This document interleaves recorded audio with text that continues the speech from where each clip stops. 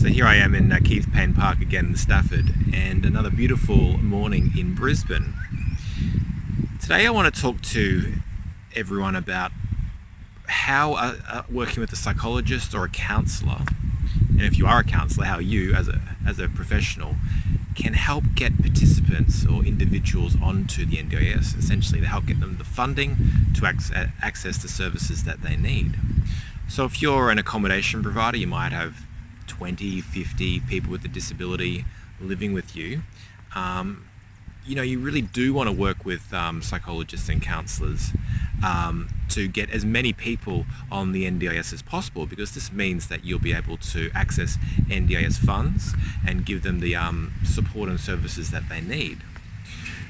So we've created a bit of a free report where if you follow this as a counsellor or psychologist, this is what the NDIS requires to make an assessment for the individual person.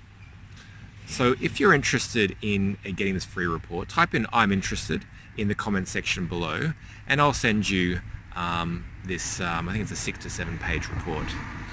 And this is information provided by the NDIA that I've been able to access a copy of, and it's actually very hard to get information, and it's what they use when accessing a person's request.